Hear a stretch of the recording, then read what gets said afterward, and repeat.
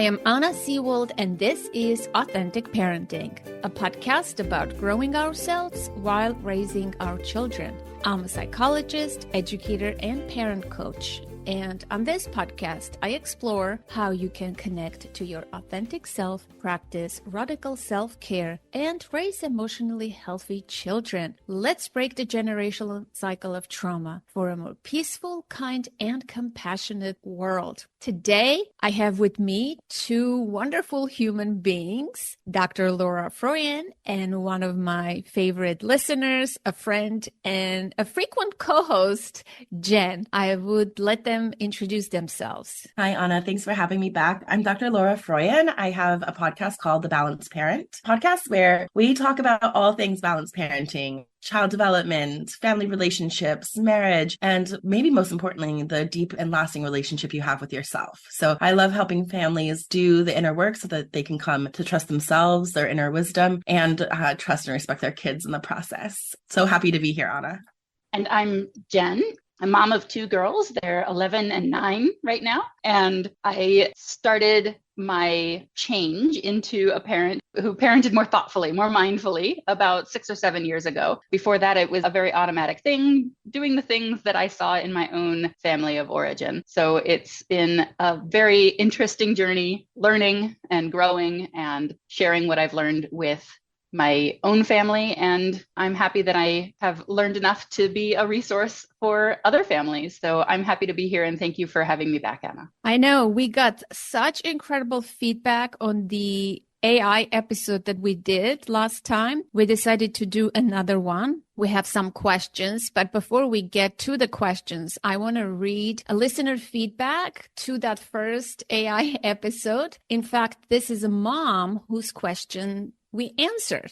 Her name is Katie, and this is what she said. The answer from the humans was really helpful for me. Thank you for taking my question. Also, I couldn't believe how much AI knows. It seemed a bit overwhelming to get all of this AI responses at once, which makes me think I would prefer the human advice still. The AI answers really seemed to align with conscious, respectful, peaceful parenting. Was that just a result of the wording of the questions?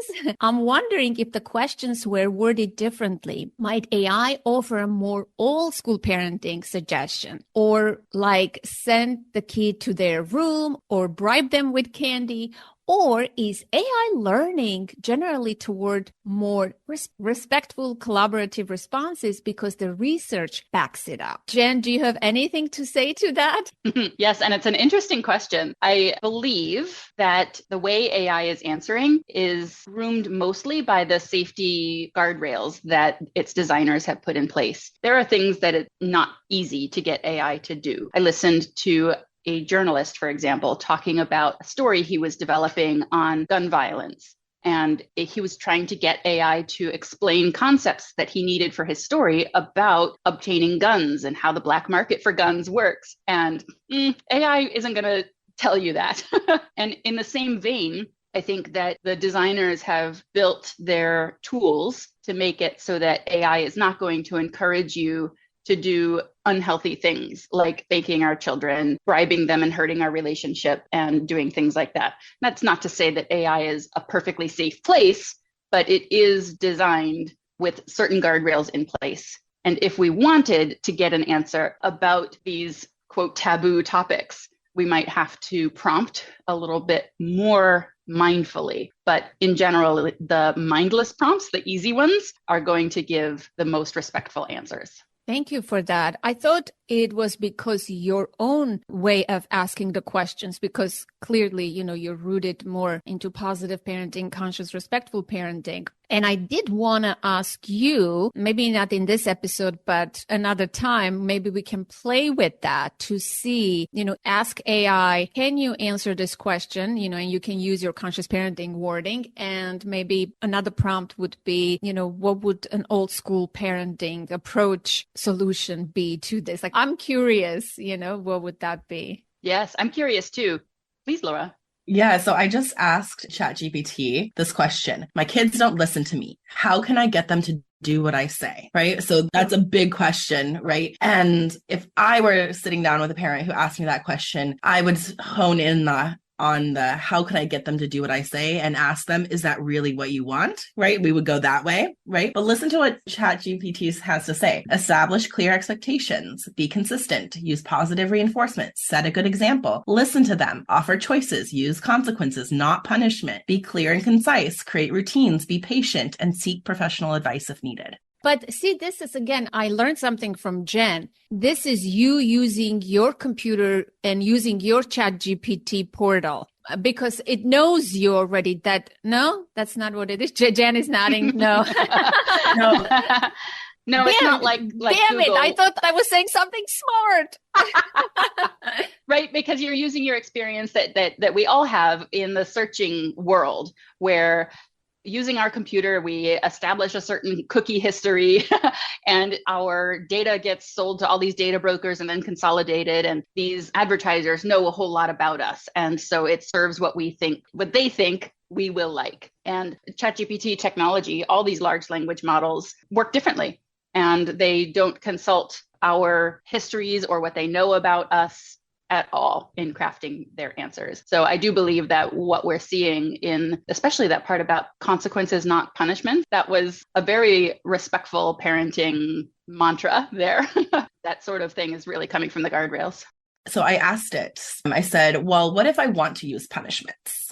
And so it said, while positive reinforcement and using consequences rather than punishments are generally recommended for promoting positive behavior in children, there are situations where consequences may involve a form of punishment. But they give those guardrails that Jen is talking about. Be proportional, be immediate, be consistent, explain the reasoning, focus on learning, allow for redemption, use timeouts effectively, keep them brief and focused, avoid physical punishment. It is widely recommended to avoid physical punishment as it can have negative consequences and may not be an effective long-term solution. Instead, focus on other disciplinary approaches that promote understanding and cooperation. It's interesting to hear what it has to say. And those guardrails, I appreciate that they have those guardrails on it. I wasn't expecting those to be there. Me too. I am surprised and I'm really happy that it has that. Very good. So, okay, let's move on to our agenda. We have several questions. We can have fun with this a lot, but let's get to the questions. We have several questions and I'm so excited, guys, that Jen,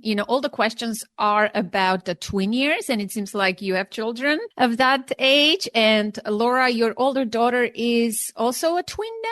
11, yes, she demands to be between.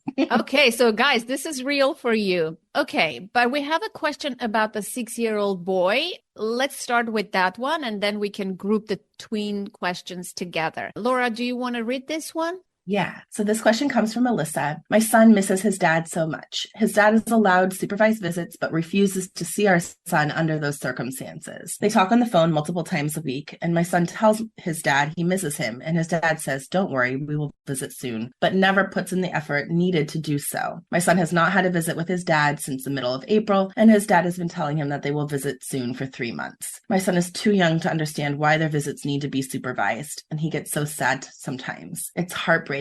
Then, Anna, you asked this mom some questions to kind of get some clarification. It seems like the son understands the reason why his dad can't see him unsupervised is because his dad broke the rules and he knows that the police were involved. And it's sounding like there's starting to be some guilt or worry on the part of the 6-year-old around, why did we have to tell the police? Don't tell them again because it's keeping me from seeing my dad. And he's attempting to lie to see, about what happened, because he wants to be able to see his dad. So I think that this mom is really looking for support on how she can support her child and having a healthy relationship with his dad in the midst of a really challenging divorce situation. Yeah. So what do you have for thoughts, Anna? I have several thoughts. Again, I'll be brief for the sake of time. Number one thing I would say, yes, children always have questions. They feel confused. And mom says it's heartbreaking. So the number one thing would be to always provide that emotional support to your child, listen, validate, answer their questions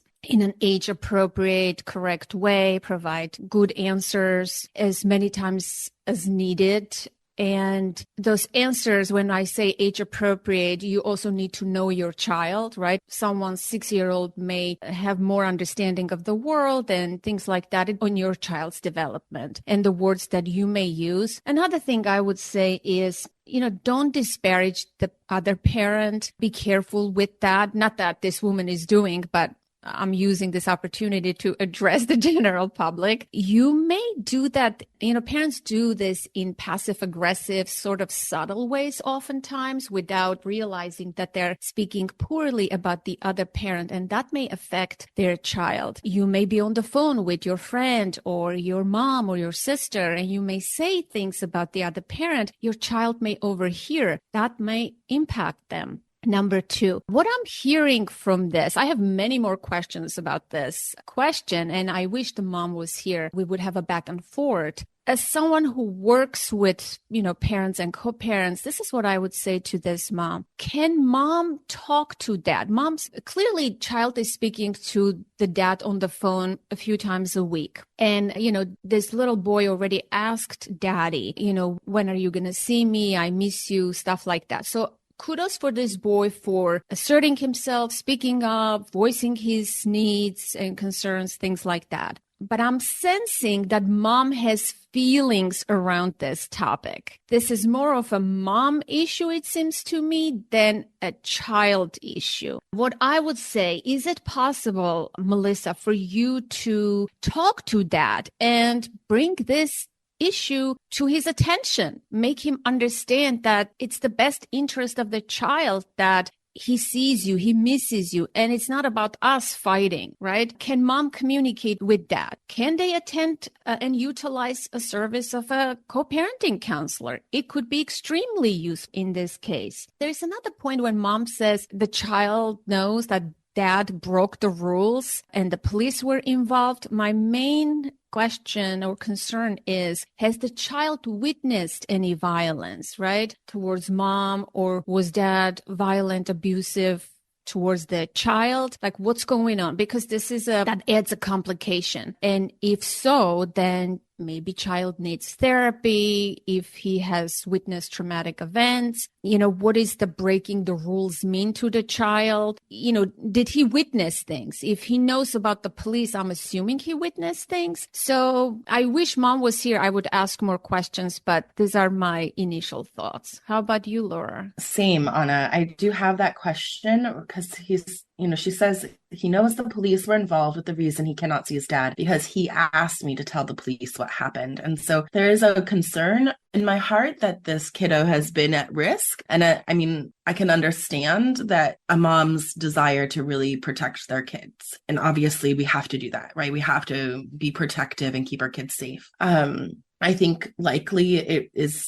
the truth to say that dad also wants child to be safe and cared for. And so there's a piece of this where I think you're so right, Anna, that language, that subtle language that we can use that can kind of almost accidentally poke at dad, like, well, I know you want to see your dad, but he hasn't, done what he needs to be able to see you. Those types of things, which can be said with good intentions, but really might undermine kind of the goal. And I really think it's important to keep in mind that our goal is not to protect the dad in this situation. The dad's an adult, he can protect himself, but our goal is to protect the child and the child's relationship with their parent. Right. And so if our goal is to help this child grow up with as healthy a relationship as possible with a parent, yes, of course, we have to protect them from harm. And we also want to protect their sense of, feeling good and loving their parent, feeling good about caring about their parent, So I think that that's where conversations with your son have to go around, like, you really miss your dad. And I know he misses you too. I'm sure you'll be able to be together. I'm sure that we're doing what we can on the back end to make sure you guys can be together again as soon as possible. So really kind of taking any blame that, like, I understand might be there within the heart of this mom, but taking it out of the language that is coming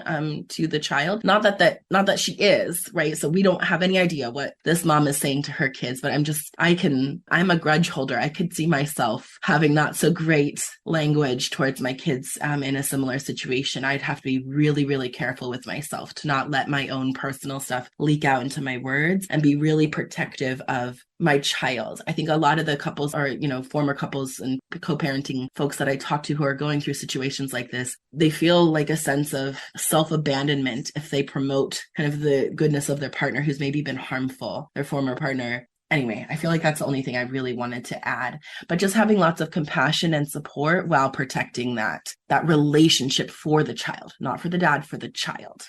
I don't know if I was clear. You were. Can I add one thing based on my experience, especially if the police were involved, there was domestic violence, the child has witnessed things and things of this nature. Oftentimes, let's say in this case, a mom may say things, oh, daddy loves you. They may oversell the idea of dad is going to come. Dad loves you. Dad. I would say be neutral. Just support your child. Say, oh, I can see you're missing daddy. Of course, because you love your daddy and your daddy loves you. But don't go overboard of selling dad loves you. Dad's going to come and fantasize and give more information. It is not your job or responsibility, especially if there was some kind of turmoil in the family. It is the father's responsibility to show and prove his love and be there for his kid. And if he can't, it is not mom's responsibility to embellish or, color it and sell it to the kid. I think that's another form of betrayal if mom does that to cover the dad's absence. If the child is speaking to the father on the phone, I think that's enough. The father has an opportunity to show his love and care and communicate. That should be enough. And mother's role here, I see supporting the child emotionally, answering the questions, and being the better parent maybe, and initiating co-parenting counseling to bring those issues into a professional space. That would be my final comment. So agreed, Anna. Let's go to Jen and see what ChatGPT has to say about this. Yes. And before I do, we did a lot at the top of this episode talking about how safe and wonderful AI can feel, but we have a bit of a disclaimer. Did you want to read that for us, Anna? Oh, yes. Disclaimer. And this disclaimer is AI generated. AI can be a helpful parenting ally, offering insights, information, and suggestions across various parenting topics. Yet, it lacks emotional understanding and the context of your family's unique dynamics. So while AI can assist, remember to rely on your instincts and consider your child's individual needs when making parenting choices. Excellent. Thank you so much. So in addressing this question about our 6-year-old boy, I tried a prompting strategy around a persona where I started by asking the AI to imagine you are a 6-year-old boy. And here's the situation you're in. And I like this strategy because it's a helpful shortcut for all of the general assumptions that can be made about 6-year-olds, about divorce, about the dynamics of family that isn't living together. And I don't have to feed the AI any of that context.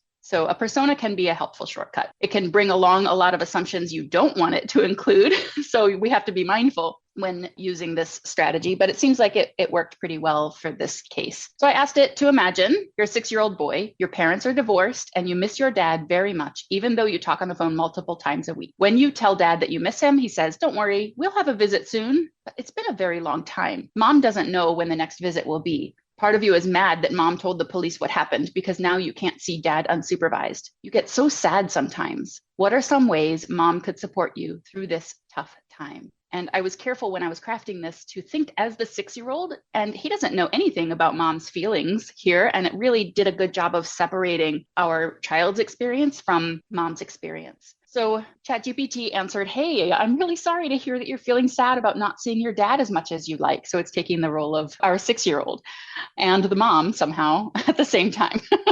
Your mom wants to help you feel better, so here are some things she could do to support you. And then it gives advice that I feel is general to supporting any child through any divorce. Talk about your feelings, have special time together, create a calendar marking the days when you'll talk to your dad or when you might have a visit. Might not be such a great idea in a circumstance where we have no idea when we'll have a visit. Photos and memories, ask for help, letters or drawings for dad. Having a routine and predictability can make things feel more stable, and encourage expression. Mom could encourage you to express your feelings in different ways. You might want to talk, draw, or even play with toys to show how you're feeling inside. So I found that good advice in general, but very general, as we've talked about before, and not specific to this situation yet. So I adjusted the prompt in the follow-up question and I said, now imagine you're the mom. You're heartbroken at seeing your son so sad, and you know that his dad isn't putting in the efforts necessary to have a visit. Your son asks difficult questions like, do you like my dad? Why can't my dad live with us? You get to see your dad, right? Why can't I see my dad? How does this added perspective change the way you might support your son? And ChatGPT talked about open communication, being honest in a way that's appropriate for his age. And then in each case, it gave an example script of things that you might say. Like, I understand that you miss your dad a lot, and it's okay to feel that way. Mom and dad are not living together because sometimes grownups make decisions that are best for everyone, but it doesn't change how much we both love you. Again, that's pretty general for any divorce situation. Empathy and validation, assure unconditional love, explain without blaming, which is what both of you have said also already. Sometimes grownups have differences or challenges that make it hard for them to live together. It doesn't mean anyone loves you any less. It's just about what works best for our family right now. Highlight dad's love. Your dad loves you very much, and sometimes people show love in different ways. We'll work together to find ways for you to feel close to him, offer supportive activities, and then seek professional help. So I felt like that was good advice for mom, but still fell short somehow from what you both have shared so eloquently so far. So I tried to put myself in the mom's shoes and say, I'm feeling a lot of pressure to clear up the confusion he's experiencing. It's not possible for him to understand, but naturally he keeps looking to me for satisfying explanations. What should be my goal, and what factors should I consider when answering his questions? Give me 3 example responses, because I wanted to force it to be brief, and describe how each response fulfills the goal. So in this situation about addressing the question of whether you like his dad, your goal is to reassure your son that you respect and acknowledge his feelings about his dad. For example, sweetheart, I want you to know that it's okay to love your dad, and I respect and understand your feelings. Just like you love both of us, I want you to feel comfortable talking about your dad. Mommy and daddy may not be together, but we both love you very much. And that's the most important thing for both of us. Explaining why dad doesn't live with you. The goal would be to provide a simple and honest explanation without blaming or causing additional confusion. Remember how sometimes when you and your friend have a little argument, you need some time apart to feel better? Grown-ups can have similar feelings. And right now it's best for mommy and daddy to have their own spaces. It doesn't change how much we care. We both care about you and will always be here for you no matter what. And then the question about why he can't see his dad as much, again, it gives a nice response to acknowledge his feelings with the goal of explaining the situation in a way that he can understand and emphasize the efforts being made for visits. I know it's tough, and I'm sorry you're feeling this way. Mommy and daddy are figuring out the best way for you to spend time with your dad. Sometimes it takes a bit longer, but we're working on it. In the meantime, how about we plan something special for us to do together? And remember, we'll make sure you get to see your dad as soon as we can. So those responses were a lot closer to what I was hoping to get in terms of help from an AI like this. But then I spoke about the trauma-informed part because I perceived the same undercurrent that you did about what might have happened. We don't know if it was domestic violence or what the police were involved for at all, but we can imagine that it would have been traumatic. Having the police around is never a good thing for a family.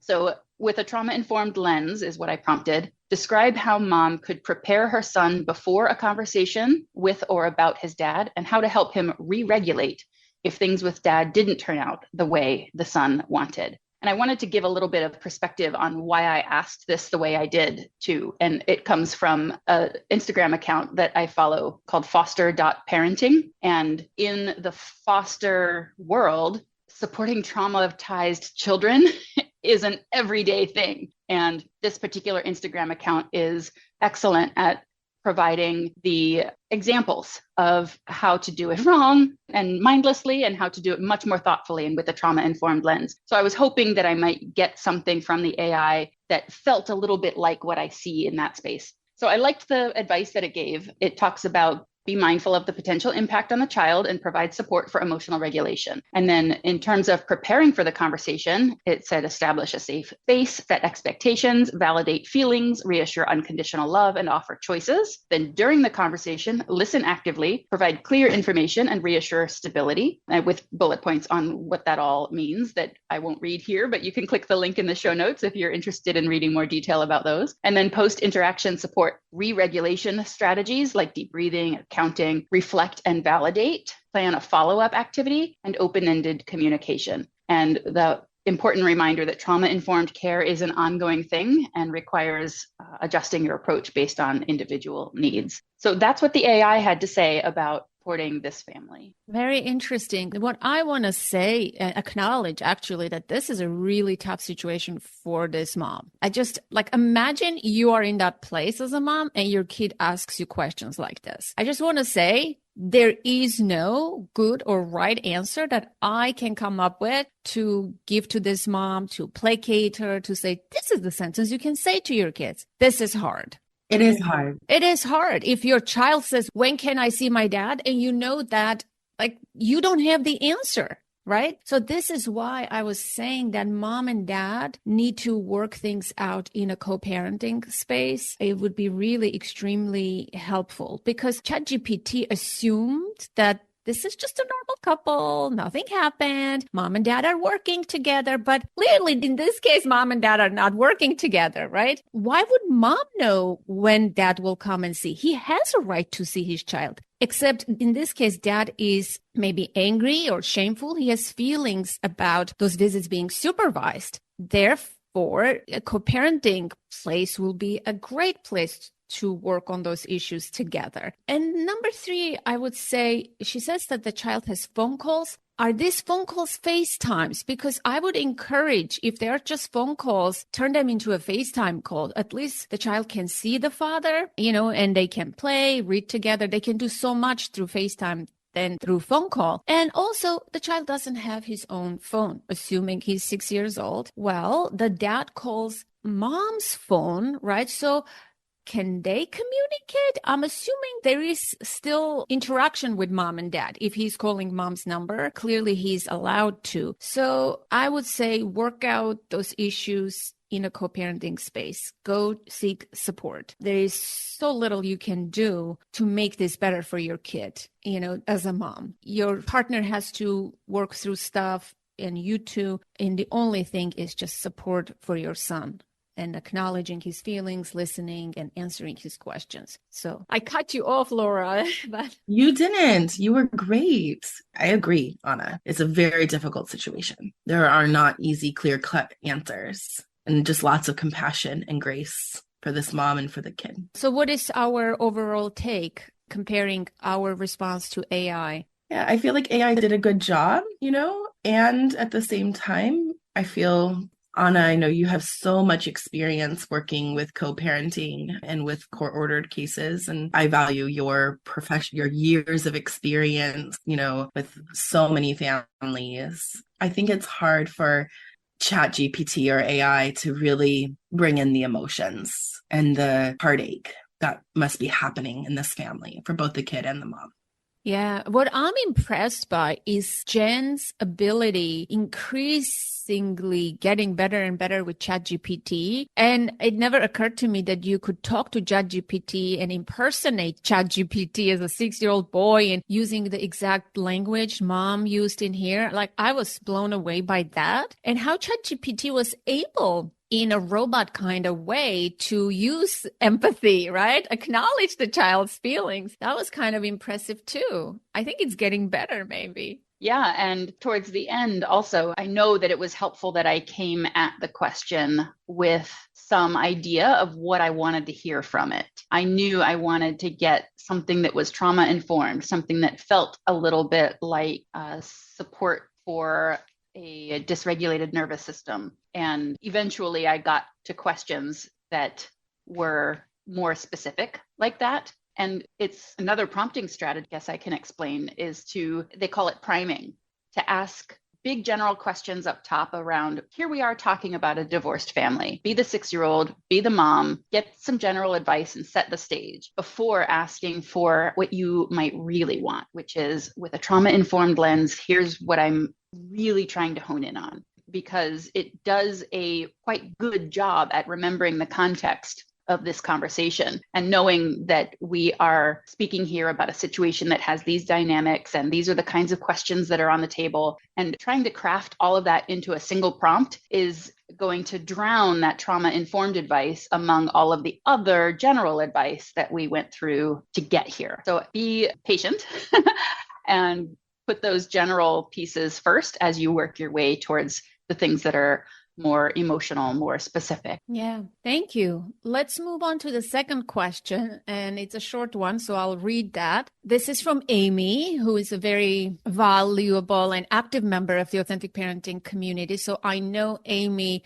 a little bit. I know that she's a good mom, a conscious parent. She asks, the twin years and her need to feel free of all of us and find her own voice, but still maintaining a family bond, mainly her and her sister. It's tough, for sure, and she no longer seeks me for advice. That's killing me. This is hard. Laura? Yeah, so I have a quick question since you know this, Mom. Is she saying that there is still a family bond between her and her sister, but she's pulling away from the parents, do you think? Or is she kind of pulling away from everybody? I don't know. And I feel badly because I didn't ask clarifying questions. I don't know much detail about their family. Okay. Yeah, we have what we have. Yeah. Okay. So, I mean, gosh, there's this piece of becoming a teenager that it is part of the natural progression of attachment, that just as our young infants used us as a secure base to go out and explore the world in a kind of, 3-foot radius as they crawled away and back to us to check in, our teenagers are going to continue to use us as a secure base to go out and explore the world. Sometimes that will mean physical distance, wanting to kind of get out of the house. Sometimes that will mean emotional distance. What's really important is that we keep in mind that we are still their secure base, that they are moving in and out from, that we will be there for them when they need us, that when they go out and they realize, oh, that wasn't quite safe, I need to check in, that their secure base is there for them to check in. It will be longer than, when they were toddlers and they'd, get to a playground and run off and play for 3 minutes and then come back and check in. It's going to be longer periods of time. It's developmentally appropriate for some separation to start happening and really honing in on, there's this phrase that what we resist persists, right? So if we're perceived as resisting that separation, clinging onto it, they will push back even more. I don't know if that's true for you, Anna, and in your experience, but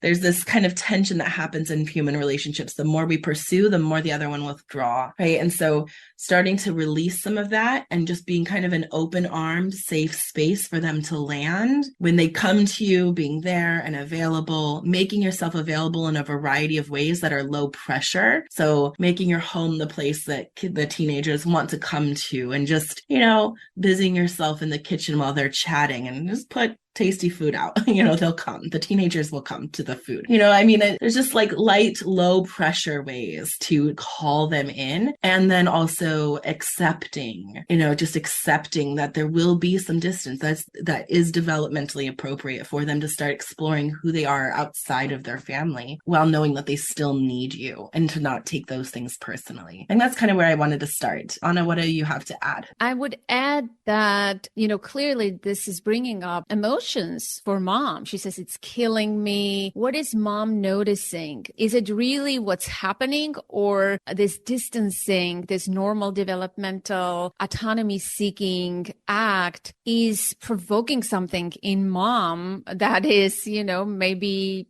is her own stuff? I would explore that. And especially, she says, the sister. Like, I would love to, if mom was here, we would dig in and ask more questions. What do you notice? What's going on? Is it the whole family that she's completely distancing from, or the sister? Is this you? I would also ask Amy. She says that she's not seeking my advice anymore. I would say, are you sure? Because she may not be seeking your advice like before, every little moment. Mommy, look at my picture. Mommy, what do you think? But are there moments? Are you missing the larger picture? Can you step away, zoom out, and see it more objectively, and find glimpses of those moments that, yes, in subtle ways, she's asked for your advice, or she's still coming to you. She may not ask you for advice, but does she still have the connection with you? I think that's the question I want to get to, because there is distancing and there is distancing, right? There is that healthy autonomy seeking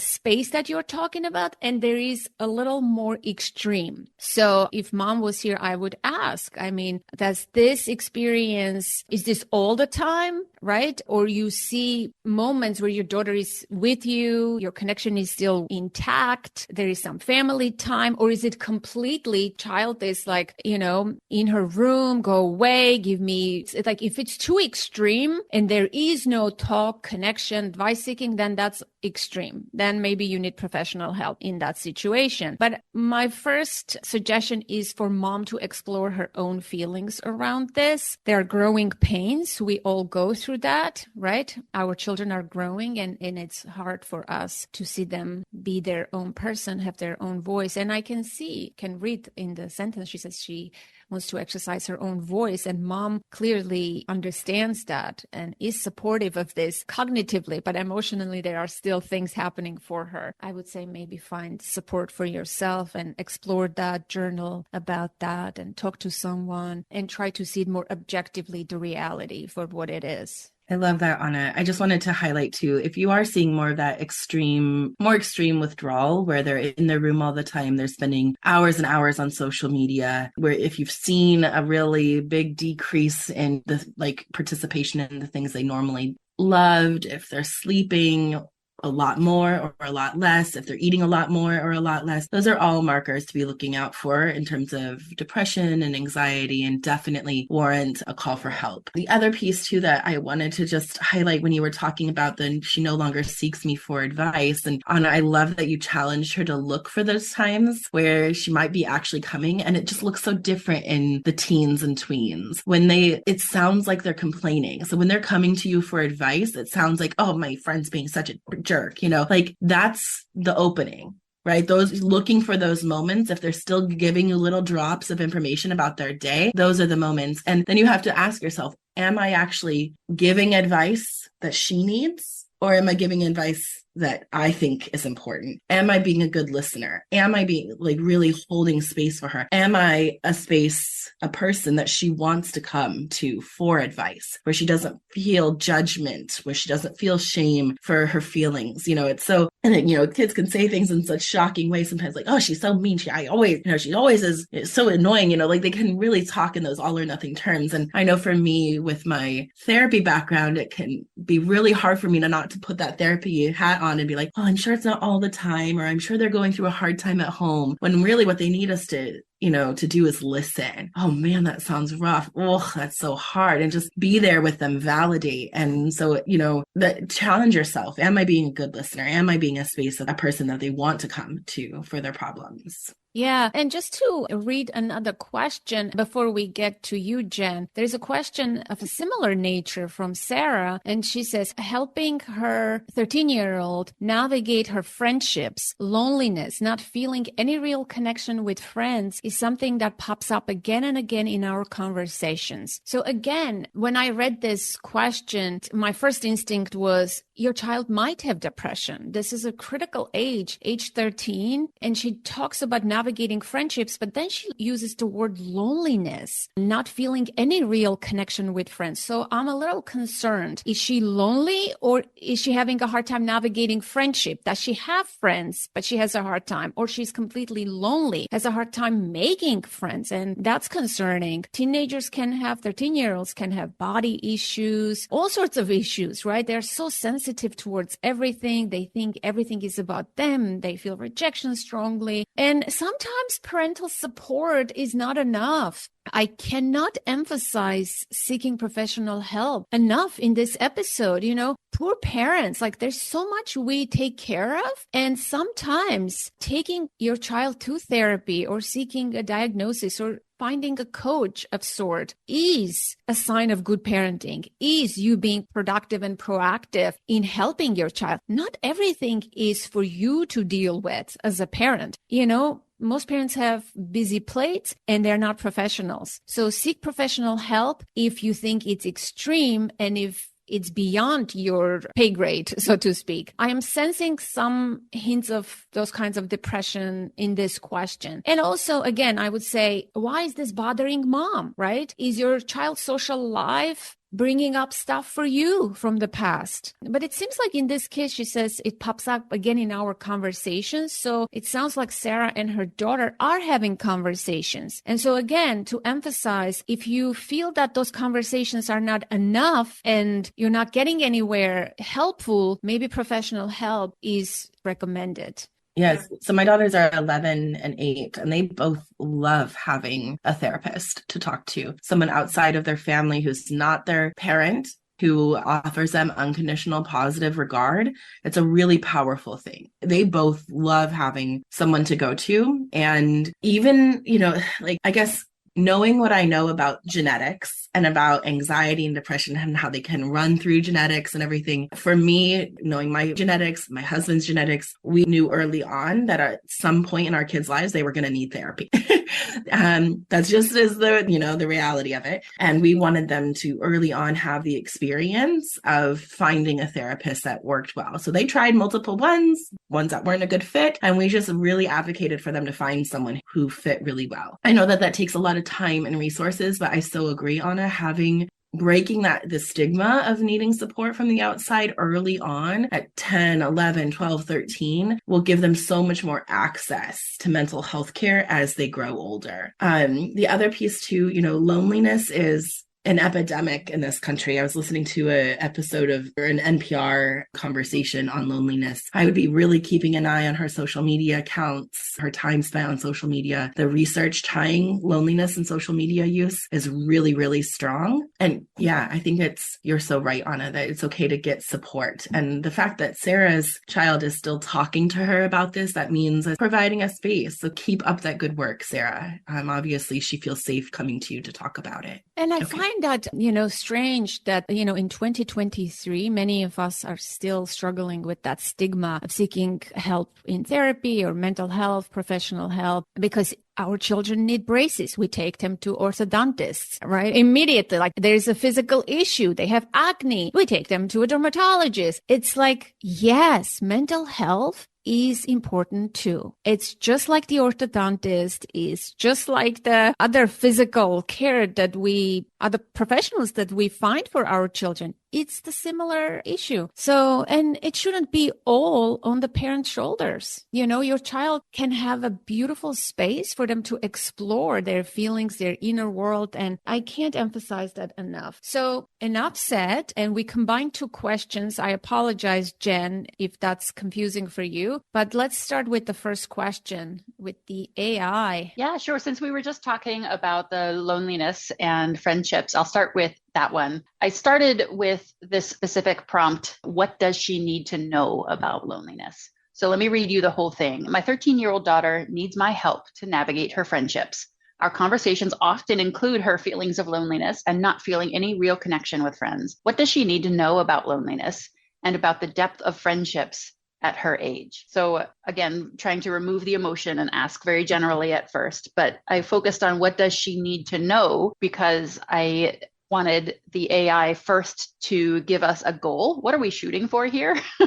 Before asking it how to get there. So it talked about quality over quantity, emphasize the importance of quality friendships over the quantity of friends, open communication, be yourself, initiate plans, join clubs or groups, have patience in building relationships, online friendships, and keeping them in their correct perspective. It's important to balance online and offline interactions. Resilience, everyone feels lonely sometimes. It's normal. Encourage her to be resilient and to reach out to friends or trusted adults when needed. Friendships change over time, and that's normal. People grow and evolve, and it's okay to seek adult guidance from you or from another trusted adult. So, okay, those are some helpful goals. There was nothing about how in here, and that was by design. But so my next prompt tried to get at that question of how. I said, it's not likely she'll take my word for it if I remind her of these truths or encourage her to take any specific action. What are some techniques that could persuade her to try some of these suggestions?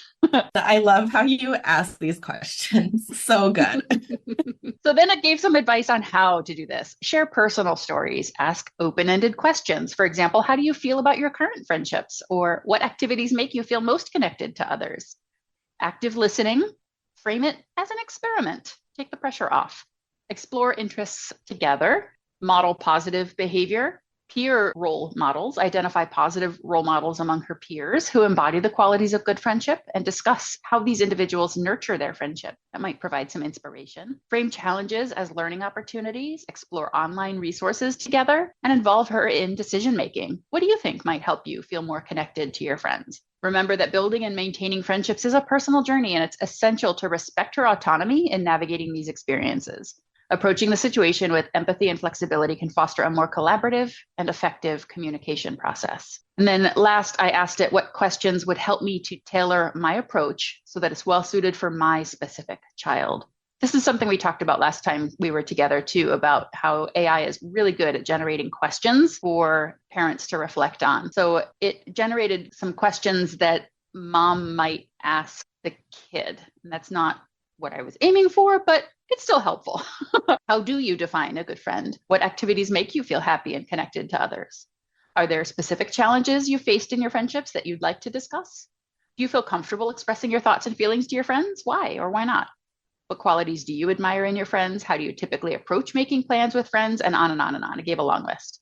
And I was getting a little overwhelmed with this long list. So I said, what are the top 5 questions I should think about as I try to identify the best ways to persuade my child to try something I'm suggesting with respect to her feelings of loneliness or connecting with her friends? So again, I'm trying to steer the AI into giving me self-reflection questions. And your steering skills with AI is amazingly good. It's like you're on top of that horse, woman, and you are in charge. I'm very impressed. Like you are taming AI so well. So what are her specific concerns or barriers? How does she prefer to receive support and guidance? Laura, you taught me this to ask my kids, how do you like to be supported? And talking with them about crafting their individual supports. What are her interests and passions? Is there a positive role model or friend she admires? And how can you make the suggestion feel like her choice? Frame it as an experiment, offer options to consider, and involve her in the decision-making process. Can I just say something? These questions are wonderful. But if a child is depressed or lonely, oh my gosh, don't ask all of those questions all at the same time. Like that would be like, get away from me, mommy, or leave me alone. Can I just make 2 brief comments because I'm going to forget? Hearing this AI say those things, again, it's impersonal, right? AI doesn't know the situation and stuff like that. I don't like this advice. Share about your friendship experiences. Like talk about, I think every time we do that with our kids, it takes away from our child's experience and their feelings. Like if my child is having a hard time, I don't want to come and say, oh, when I was a kid, when I had this, I don't like that advice in general. Number 1. Number 2, I want to ask this mom, do you feel lonely? Do you have friends? Do you go out and invite friends over? Because your child, is she seeing you nurturing and having friendships? That's the best way of teaching and showing that this is possible. Instead of saying, I have friends, I do this. We know, as Laura said, loneliness is an epidemic, and a lot of adults are busy and they don't have time for socializing. So I just want to put that out there too. And another thing I didn't like in the AI, and maybe I'm jumping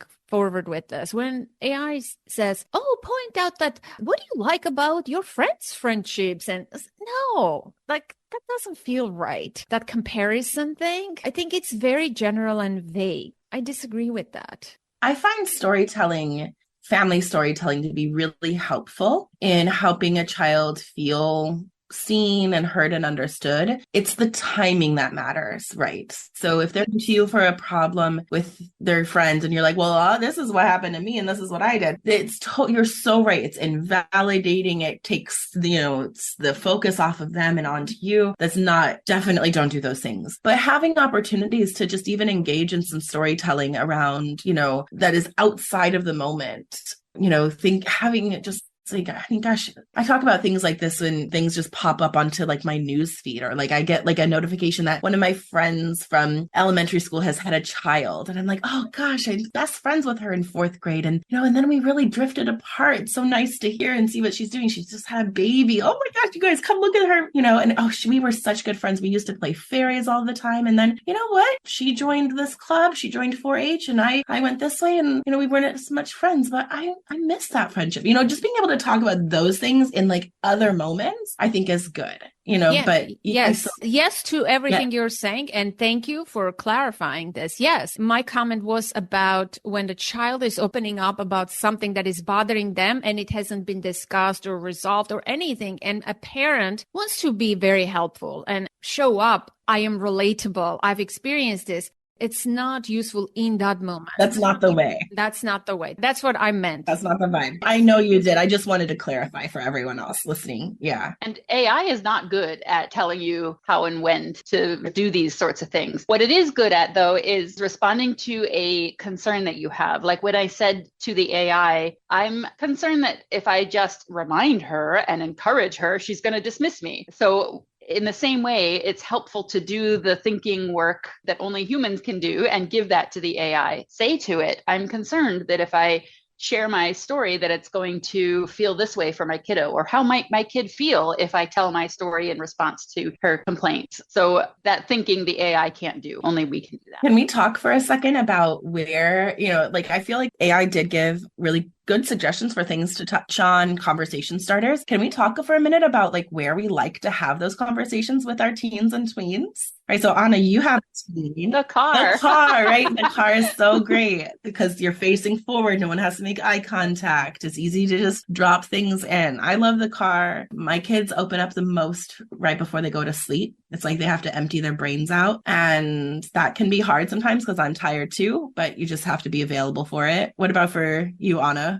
Yeah, similar. And my daughter and I take walks. We go for walks and we talk. And she sometimes, we know she's a teenager, she has a different level. She says, Mom, can we go for a walk today? I have so much to tell you. There's good things, there's bad things. I'm like, tell me now. Give me the gist of it. She says, Mom, when we go for a walk, I'll tell you. She's very good with that. We go to yoga together. After yoga, we go to eat something. Then we go shopping. So there are lots of opportunities. I am really grateful and happy and proud of the relationship that I have built with my daughter. It's not your typical teenage portrayal that you see on screens and movies and things like that. I have multiple opportunities. Yesterday, we went out to eat. She's in charge of social media for this particular club she's part of. And before the food came, she's like, Mom, I really need to post this. This is time sensitive. We're selling the tickets, blah, blah, blah. I'm like, yeah, that's okay. I'm not bothered that you are on your phone. And every 2 minutes, she's like, Mom, I'm so sorry, Mom. I'm so sorry, Mom. I'm like, it's okay. I'm like really cool. Like you can take care of this. We do talk about, various topics. Did you have a boyfriend? Obviously teenage related topics. And I am very open and age appropriate, obviously, with my daughter. And she comes to me and occasionally I go and she's in her room and she would let me know. She's like, Mom, this is not a good time. Really, I'm swamped. I'm overwhelmed. Mom, please, I can't do this right now. So I don't go in, obviously. I respect her wish in that moment. I think the car is an excellent place. I cannot emphasize that. But I have multiple opportunities. We text, obviously. She has a phone. She created, when she first got her phone, this group chat, me, my husband, and my daughter. There are topics we talk there. There are topics we have individually. I have multiple opportunities. My kids don't have phones yet, but we were going to go into a tech question soon, I think. So maybe this is a good segue, but I don't look forward to most of the limits, limit setting and the safety stuff with phones, but I'm really looking forward to texting my kids. Like I'm really looking forward to having that as an avenue to just like drop them a meme or, just for connection. I feel like there's so many rich opportunities with technology to build a good friendship with your kids. Absolutely. I agree. And don't worry about setting the limits and things like that. Come and talk to me. I set limits from the beginning. I still have those limits. And I am amazed. I hope my daughter doesn't listen to this, that my daughter hasn't said, Mom, I'm old enough now. Can you remove like the 15-minute time limit on Instagram? She still sends me a request if she finishes the 15-minute. And it's just amazes me that she's not even challenging the limits. Maybe she knows. And maybe she knows that it's healthy for her too, though. Like you've raised such an aware child and she probably knows she needs it. I mean, God, I wish I had someone else who was in charge of my phone who would tell me like, no, you can't have any more Instagram time today. Like I really wish that I did because because I can just give myself that permission. I need a firm mom. That's why I take it off my phone. Yeah. But again, we model, right, for our kids. That's the best way of teaching. So I want to move back real quick to Amy's question about family bonding with her sister, and that the AI response to that is not something we got to yet. So I'm going to read through how I prompted the AI. Again, starting very general, I said, parenting a tween is challenging. I understand my daughter's need to feel free of us, her parents, her family of origin, and to find her own voice. But it's still important to maintain a family bond, even, or maybe especially, with her sister. What should I do? Which is about all we got in the question as written in the first place. What should I do? And it gave predictably general advice. Open communication, quality time, individual attention, respect independence, common interests, sibling bond, establish rituals, be supportive, encourage expression, and seek professional guidance if needed. Something it seems like it's always recommending. Generally, my practice when I give a prompt like this and get advice that is not specific enough to be helpful, I will use this approach where I ask it to please elaborate on number 8. She no longer seeks my input or advice on things. Number 8 was be supportive, where the bullet point underneath said to support your daughter's quest for independence while also letting her know that you're there for her when she needs guidance or assistance. Strike a balance between giving her space and being available for support. And I can imagine, especially given the context that we were given in the question, she never seeks my advice anymore and it's killing me. Please elaborate. That's the gist of my suggestion here as an AI user is please elaborate. And so it gives some reassurance that that balance is tough to strike and a natural part of their development. So here's the elaboration. Respect her independence, create opportunities for input, be a good listener, share personal experiences, offer support, respect boundaries, be patient, celebrate her achievements, find common ground, and stay informed, which still didn't feel useful enough. So I said, make it more practical. Give me suggested scripts and explain 3 scenarios of what my tween might say in response. Best case, worst case, and most likely response. And this comes from my own therapy experience where I'm not a professional, but a patient of many therapists who often help me think through best case, worst case, most likely. So I borrowed that experience in this prompt here. And it said, in the first scenario, let's say your daughter is facing a challenge at school. The parent might say, hey, so-and-so, I noticed you've been spending a lot of time on your schoolwork lately. How's everything going? Is there anything you want to talk about or any way I can help? In the best case, we would want our child to say, yeah, actually, I've been having some trouble with math. Do you think we could go over it together? Wouldn't that be beautiful? But in the worst case, we might get, I don't need your help, Mom. I can handle it myself. But most likely, we're going to get something like, that's okay. I've got it under control. I'll let you know if I need help. Making plans with friends, same idea. Hey, any exciting plans with your friends coming up? If there's anything you need or want to talk about, I'm here. We might get that dismissal. I don't need your help. I can handle it on my own. And it gave a same way some nice best case and other response possibilities. Your daughter is expressing frustration about something. That's what you said, Laura, about how our requests for advice from tweens can sometimes sound like complaints and expressing that frustration. Noticed you seemed a little bit frustrated lately. If there's something on your mind, I'm here to listen. You don't have to go through it alone. We would love it if our kiddo said, yeah, I've been having a hard time with a friend. Can we talk about it? But we might get, I don't need to talk about it. I can deal with my own problems, or it's nothing really. I'll figure it out. In these scenarios, the key is to express your availability without being pushy. So then I tried to imagine how mom might feel doubting the kid who's telling you, I have everything under control. I got it. So here's my prompt. But I don't believe she has everything under control. She is still young and needs my guidance. What could I say after those dismissive responses when my first tendency is to be pushy? Now, again, this is going back to my advice before about do the thinking that only the humans can do and give that to the AI. My first tendency is to be pushy, and you, AI, probably don't know that. So let me tell you, I would like to know what I might say. So under 3 main headings, which I think it responded in 3s here because the prompt before I asked for 3, and I found that several times as I was asking for things. In one case, I asked for 8 of something, and everything it gave me was in sets of 8. So that was just a behavior I wasn't expecting.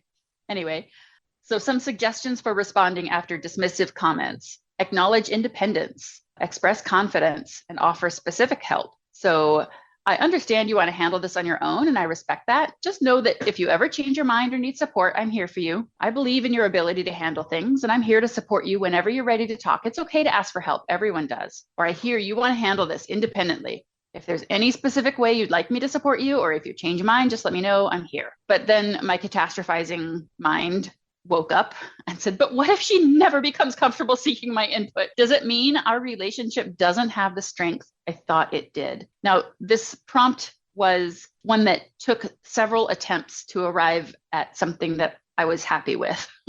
Because at first I was asking, what could I do to change this dynamic? What interventions could I try? What are the 3 most important interventions? What I was trying to do is I was trying to get at something from it, like what I see on reality TV, where the parent might say, I've turned over a new leaf and things will be different now. And they have this great heart to heart. And then maybe things don't improve immediately, but we certainly see a change in the TV show. I wanted something like that. But finally, this vulnerability is what got me the closest, where I asked, does it mean our relationship doesn't have the strength I thought it did? And here are a few considerations to think about around the dynamics of parent-child relationships. Have a respect for independence. Understand that there are external influences. You don't have control over everything. Timing matters, something that came up in our conversation today. Offer trust and unconditional support. And every child is different. These individual differences can't be discounted. And alternative forms of connection. While she may not seek advice directly, there may be other ways she communicates her feelings or experiences. Paying attention, which is what we talked about here as well. So that's what AI had to say for Amy. I was just going to say, I feel like that last section is basically what Anna and I were saying.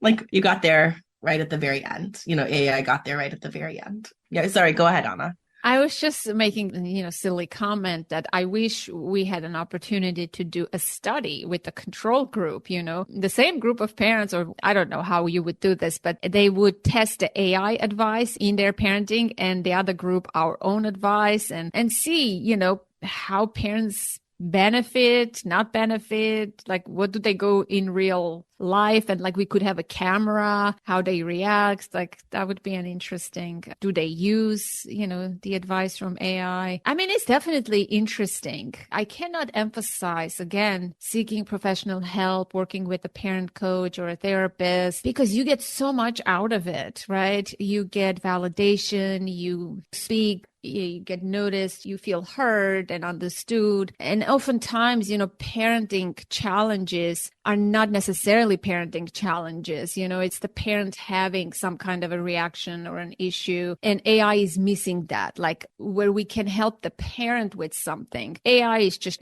giving general advice, which is good and helpful. I'm not discounting it, but I cannot emphasize the power of working with a professional. Yeah, there's so much benefit from it. Do we want to say anything about those other questions and more commentary, Laura, before we move to another question? No, I don't think so. So this next question is about the tween years and talking about growing up and adolescence and talking about sex and bodies and changes. This parent has 2 boys and they don't really talk about relationships or body changes or anything like that. The main reason is that this parent never even had that talk with their parents. So they don't know how to even start the conversation. In my country and community, that is just something you don't talk about. I've tried to find books in the library, but they're all a little too encyclopedic and go into so much detail. I need a conversation starter that's simple and concrete.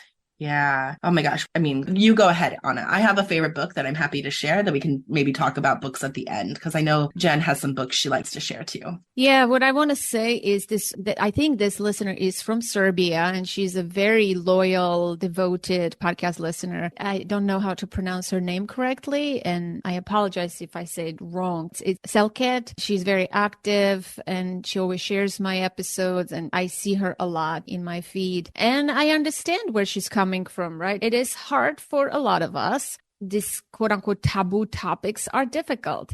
I want to say a couple of things. So the boys are ages 10 and 9. I want to say it's never too late to start those conversations. It's not a conversation that you need to have with your kids. It's an ongoing thing with kids. So you haven't missed the bus. Books are great and you guys can recommend some books. But as someone who also has overcame this issue, it wasn't easy for me to talk about these kinds of topics with my daughter because of the same reason. But I think once I did it a couple of times, I gained a lot of confidence. And I know that kids don't have the same life experience and the stigmas and the lens and the layered conditioning that comes with those topics, kids are more innocent and it's about us. So if you need help, again, go to therapy, resolve through your own issues around this topic, talk to a friend, journal about this. I would say seek help to deal with your own stuff around this topic and know that it's never too late and you can start at any time and follow your child's lead. They may be asking in subtle ways questions or there are comments. Just step in through the discomfort a little bit. Explore the topic. If your child is asking a question, maybe come to them and ask them a question before you think of an answer. So there are ways around the awkwardness, but I am sensing this is more than having awkwardness around those topics. This is, this woman has a hard time completely around those topics. So maybe help is important for her. I don't know. These are my thoughts. I think those are great, Anna. I think the only thing I really want to add too is in a situation like this, I find it really helpful as a starting point to really spend some time with yourself, with your own thoughts, maybe journaling or just thinking about what your goals are and what your values are when it comes to the relationship you want your children to have with their bodies, with intimacy, with other relationships moving forward. Getting really clear on what you want and what your goals are and what your values are can help guide you. So if, for example, I know I want my girls to have a very positive relationship with their bodies as they grow, I want them to feel like they are deserving of consent and respect at all times. I want them to know that their bodies are for pleasure and for enjoyment too. I want them to have a very positive relationship with their sexual experiences as they grow up. Having that as my starting point informs how I talk about it, the resources that I choose to put around our house, so really figuring out, honing in on what you want. So my ultimate goals is that my kids are able to have a meaningful and deeply connected and enjoyable relationship with a partner one day, if that's right for them. And so kind of working backwards, what do I need to be doing in an age appropriate way for where they are now? And your goals might be completely different for your child. It's okay for us to have different goals and values, but really getting clear on those first, I think, is that first step. That way, when you go into the library and you start looking for books to share with your kids, you can filter them through those parameters that you've set up. I think if starting to talk about that or even hearing me talk about those things was uncomfortable, the idea of our kids going on to have a loving and sexual and healthy relationship with someone is uncomfortable to talk about. That, again, I've had lots of years of therapy, assault survivor. I've had, lots and lots of therapy to kind of change my own relationship with my body, my own relationship with intimacy. And that work really did need to happen in order for me to be able to have a positive relationship as a parent to kind of this job of mine of helping my children learn about their bodies in a way that's not shameful. Do you know what I'm saying? This is not my area of expertise. There are parenting experts who just really focus on this specific area. For me, that getting clear on what I wanted for my kids, doing that work on myself was really important, so that I could come to those conversations with my kids with a really clear lens. So it wasn't clouded by my experience. And I want to emphasize doing that work because it's so valuable, not only for yourself, for your own healing, but informing and educating your children, right? There's so much importance in that because children are exposed to so many things these days. And the boys are 9 and 10. Latest statistics says that like a child, the first time they're exposed to pornography is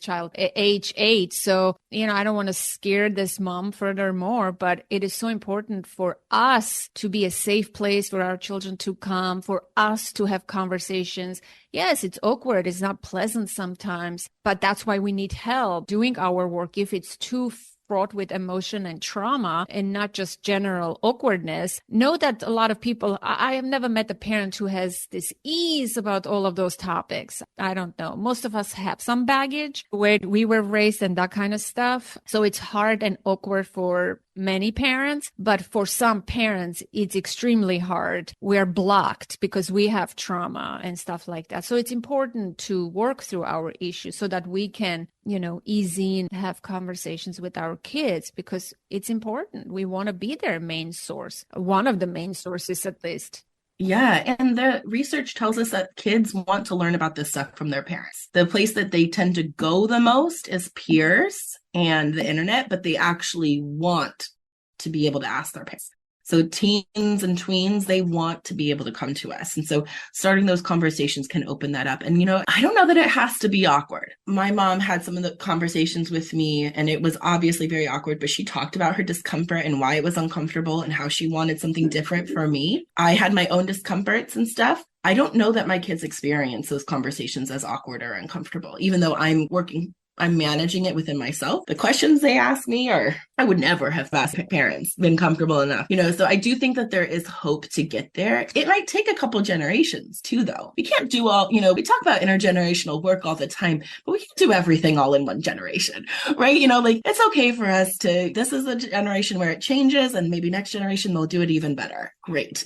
I do love the books by Corey Silverberg. So for our listeners who are looking for really inclusive books to check out for their kids, the first one in the series is called What Makes a Baby, and it's just a very brief, gender neutral and super inclusive introduction to how babies come to be. No matter how a child came into your life, their picture, they will be pictured in that story. It's really lovely, very gender neutral terms. The next book in this series is Sex is a Funny Word. It's a graphic novel style book for kind of 8 to 12-year-olds. I love it. It's wonderful. Lots of graphic and cartoon depictions of different ways body parts can look, really inclusive, lots of variety, lots of information, a huge section on consent and respect and boundaries and joy, just lots of really great framing and lots of opportunities for conversation. So that's a book that I got when my oldest started having questions, and I just put it on the coffee table. She just would find it. I like books like that. I don't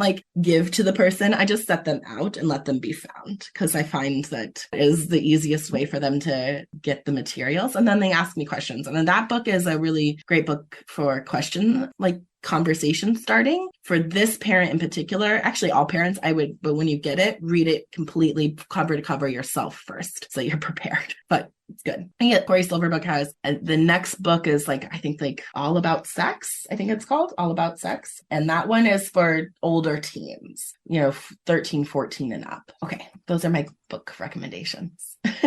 What does AI have to say about this topic? Okay, the third book is called Sex. Sex by Corey Silverberg, not All About Sex.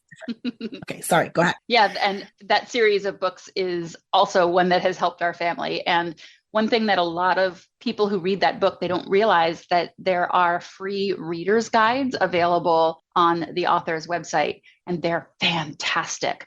They're much longer than the books themselves, and they explain why this page is written the way it is and how it is aimed to be inclusive or gender neutral, or how you might approach it at this age or at this age or at this age. It's very, very helpful reader's guides. So I really love that addition to those books. And my book recommendation is 14 Talks by Age 14, by Michelle Icard. That book has relevant content for this particular question got a chapter called Talking About Sexuality, but it's also got a chapter called Talking About Your Relationship, which is relevant for Amy's question earlier about her tween bonding with family and not seeking advice. Talk to your kid about your specific relationship that you're having together and how that's changing in these years. And it's very good for everything we've talked about here in this tween space. In the specific question here, though, about growing up, I took the question first very literally and put it into AI, where Selcut had asked for conversation starters. So I began by putting that in. What can we get to start this conversation? So I'm a parent struggling to talk to my boys about growing up, romantic relationships, body changes, and similar topics. My parents never talked to me about it, and it's uncomfortable in my culture to discuss these things. I don't even know how to start. I need a list of 8 simple conversation starters, and then I will have additional questions for you. I like letting the AI know I will have more questions. What I discovered is that it will then engage in a more conversational approach with you, which is what ChatGPT is supposed to do, is converse with you. When you tell it I'm going to have more questions, it will suggest, what other questions do you have about this topic? Or what's your experience been on this topic? Or it helps to get you into this back and forth that can be so helpful. So what it said when I asked it for conversation starters is 8 specific conversation starters. could try a casual approach. Hey, I've been thinking about, haven't really talked about some important stuff like growing up and relationships. Can we have an open chat about it sometime, sharing your experience? So storytelling, when I was your age, I wish someone had talked to me about ABC. How do you feel about discussing it together? Using media as a starting point. I watched a movie or I read a book recently that touched on relationships and growing up, and it got me thinking. What are your thoughts on those topics? Ask for their input. I've been wondering about how you guys are feeling about growing up and navigating relationships. What are your thoughts on it so far? Relate to school or friends. I remember when I was in school, some things about growing up were confusing. Do you ever feel that way? Or is there anything you'd like to talk about? Trying humor to lighten the mood. Growing up is a bit like trying to assemble IKEA furniture. Confusing at first, but it gets easier with guidance. What are your thoughts on this whole growing up thing? Expressing openness. I want you to know that you can talk to me about anything, especially when it comes to topics like relationships and growing up. Is there anything on your mind? And then the last conversation starter is to frame it as a learning experience. I've been reading about ABC, whatever the topic is, lately, and it made me realize we haven't talked much about it. How about we learn together and discuss what we find? And then AI invited me what additional questions or guidance you need. So there's more, but I wanted to pause for a second and see what you all think of those initial suggestions. I think these are wonderful. I think these are good conversation starters. I don't have a problem with that. I can add that I used one of the suggestions because I interview experts oftentimes on certain topics. I used my daughter and her friends were in the car. We were taking them someplace. And I said, I interviewed this author today I think it was about Deborah Heitner and growing up in public book about sexting, sending dick pics and all of these things, which it's hard for me to just come and talk to my kid about it. But since there was a group, I threw it in the group and it generated such an excellent conversation. So yes, I agree with that. Sometimes just say, I read this article. I saw this. It's a nice way of opening up a conversation. I tried that and it does work. I use that too. I talked to someone today or I talked to some parents and, sometimes I will say things like if I'm curious about how to handle something with my kids, I will say, I talked to some parents today who had the problem that I'm having with my kids. And I wasn't really sure, I kind of wanted your take as kids' perspective. How would you like a parent to handle those things? And then they'll tell me, and I'll be like, okay, I'll handle it that way. Thanks for the information. So yes, especially if you're like, my friend at work had this problem was talking about this with me. And what do you think about it? Yes, I love using those conversation starters. They're so good. Great. So then the next part of Selkit's question was about finding books in the library. So I asked what are the best ways to find books in the library that are not too babyish, but also not too encyclopedic and detailed. I really liked her word there. And it offered 8 strategies because I had asked for 8 things just before. So its number one guidance was to ask the librarian, something that I personally can underscore, that librarians are valuable resources. Explain your requirements and they can direct you to age-appropriate materials that are informative without being too detailed. But then if that's a bit uncomfortable, we can also try the library catalog, explore book lists, check reading levels, because books are often assigned reading levels, such as Lexile numbers or Fountas and Pinnell numbers. This information can guide you toward books that match your child's reading abilities and maturity level. They start to age out of those things by middle elementary school. That can be helpful. Browse by genre or topic, so browsing the shelves. Read reviews. Preview the book, something that I think should be higher on the list than number 7. Consider series or consider a whole set of an author's work. Check for awards. Connect with other parents. There are plenty of places to have conversations with other parents online about the right kind of information. And then my last question on this topic to AI was, when they sense my discomfort, how might I keep the conversation on track after they become uncomfortable too? Acknowledge feelings. So if you sense discomfort, acknowledge it. You can say something like, I know these topics can be a bit uncomfortable to talk about, but it's important for us to discuss them.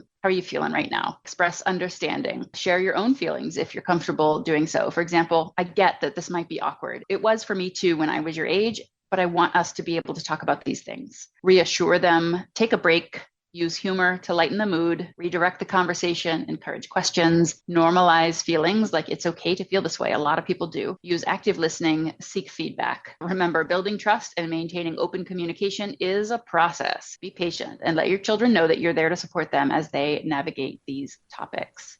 If you ask the AI, can you recommend books? Would it recommend books for this specific age group? Different AI tools are better at that than ChatGPT specifically. There's a website called There's an AI for That. And on that website, I might search for an AI book recommendation tool as an example. And then it would give you well-rated, reputable places to get book recommendations.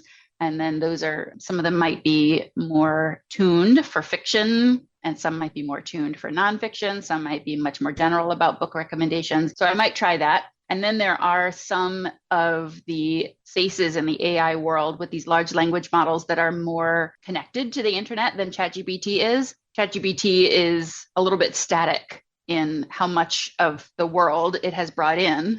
And places like Google's Bard or Microsoft's Bing Chat, I think they call it Copilot now, they've rebranded. But those tools are examples of places that are a bit more well connected into the internet and more oriented towards that search experience than ChatGPT is. ChatGPT is aimed at this chat experience and giving you this information in a bubble that maybe isn't like searching the internet, but those other spaces can be more like that experience. Yeah. This was fun, ladies. I really appreciate time and the effort that you put into making this second AI episode. I really enjoyed having you on and learning from Jen. I think my favorite answer that the AI gave to all of those questions was the last question about having taboo sex, relationship, body changes conversations with children. I found that was the most useful answer. How about you? I think so too. Yeah, I really I feel like perhaps maybe because it was such a specific question, right? So it's a very specific question. I do feel like, Jen, you've given us a lot to think about and how we formulate our questions and how we get to the specifics that we need. And, as fun as this is and as such a good place to start, I also can't recommend enough that people find mentors to work with, whether they're mentors like you and me, Anna, who are paid, or, Jen, if people are lucky enough to know you in your real life, you would be a wonderful mentor. It doesn't need to be a specific place, but we need mentors. When we talk about needing a village as parents, we're not just talking about someone to watch our kids. We're talking about people to get guidance from, to learn from, to be our teachers, and not teachers in a class sort of way, but our teachers in life, and so find those people, get support, and go to therapy if you need it.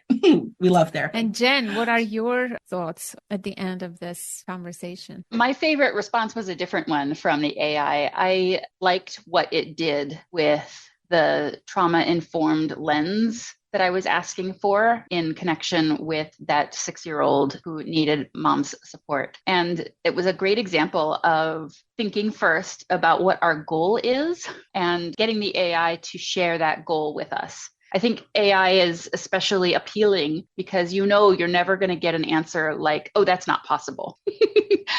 You're not going to get dismissed. When we ask a question to AI, we're going to get something. And the skill is in picking out the piece that resonates and asking it to bring that piece into your goals. So my goal is to be very practical. My goal is to start a conversation. My goal is to explore my own thoughts and feelings on this subject. My goal is, what is my goal exactly? Can I ask a question about that, Jen?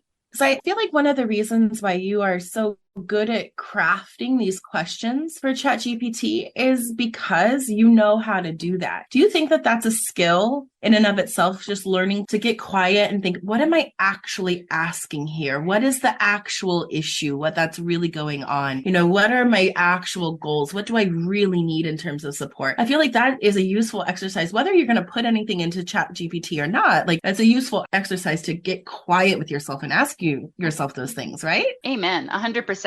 And it was through that village, that mentor experience, that I got to the spot where I trusted what was happening inside of me too, so that when I sit and get quiet with my thoughts, they aren't big, noisy, scary places where I'm catastrophizing and what if this and what if that, and my kid in this extreme black and white thinking, right? All of the stuff that was part of my parenting in those earliest years before I recognized I don't want to do it this way. Those thoughts, I knew I couldn't trust them because they didn't feel right, but they were still the only thoughts I knew. So being exposed to a different way of thinking through podcasts like yours, both of your podcasts, were valuable tools that helped to change that thinking pattern, gave me different questions to ask my own self. And after doing that for a number of years, it got to a spot where I know what questions I want to ask. I might not know the answers, but I know what questions I want to ask.